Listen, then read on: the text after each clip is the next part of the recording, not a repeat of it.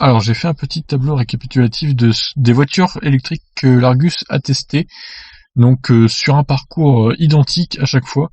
J'ai vu qu'ils ont testé la Model 3 à Long Range aussi, mais c'était pas le même parcours, ils ont fait plus de kilomètres, et c'était pas du tout le même trajet entre Paris et Reims, donc je l'avais pas ajouté tout simplement. Je voulais que ça soit les mêmes parcours, même si évidemment c'était pas aux mêmes saisons, donc les températures étaient différentes. Alors comme vous le voyez, ils ont testé 6 voitures différentes, ils ont testé 2 fois la Zoé, par contre ils l'ont testé une fois en novembre et une fois en mars 2020, pour avoir une température différente. Donc vous le voyez, hein, les consos sont un peu plus basses en mars, c'est normal, il faisait 13 ou 14 degrés de plus. Donc voilà, on sait tous que les voitures électriques aiment bien la chaleur.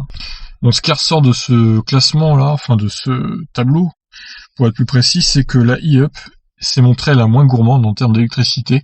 Ça m'étonne pas, hein, vu qu'elle est toute petite, voilà. La Honda E, par contre, vous le voyez, c'est une catastrophe niveau consommation, aussi bien sur route que sur autoroute. 20,5 kWh au 100 sur route, 31,6 sur autoroute. C'est juste du délire, hein, pour une voiture comme ça. Alors pour la petite info, la Honda E, je vais l'essayer à Caen lundi, qui arrive là. Donc je ferai une vidéo dans la semaine, hein, pour vous montrer un peu cet essai. J'espère que ça va bien se passer et qu'elle va pas trop pomper sur la batterie, la petite Honda E. J'essaierai de vous montrer un peu tous les trucs des écrans, machin, les rétros, caméras, etc. Ça va être pas mal, je pense. J'ai hâte d'y être. Bon, en tout cas, voilà, on peut remarquer aussi que la Zoé et la i208, au final, elles ont des consos assez similaires.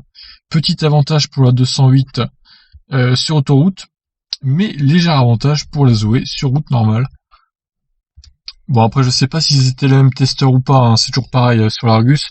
Est-ce que c'était le même gars qui conduisait, donc est-ce qu'il avait la même conduite pour chaque voiture?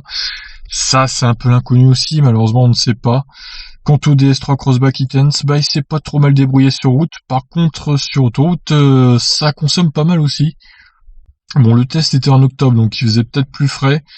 Comme on le voit, hein, sur la Zoé en novembre, 28,1, alors qu'elle en fait en mars 24,3, quand même, il y a une sacrée différence.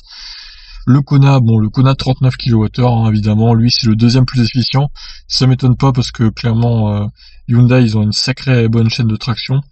Donc 13.7 en conso de route et 22.3 en autoroute, c'est vraiment des consos très très raisonnables.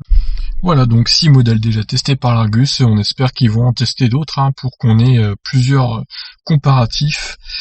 Voilà, donc on résume, la meilleure pour l'instant c'est la e-up, et la pire c'est la Honda E, avec ses 222 km d'ULTP, qui au final se transforme en une estimation de 112 km sur autoroute et 173 sur route.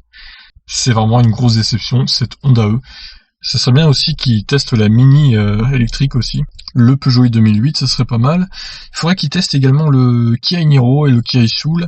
Et évidemment les modèles S, Model 3, etc. Il y a pas mal de voitures à tester encore pour l'Argus, et pourquoi pas la Nissan Leaf 2 aussi.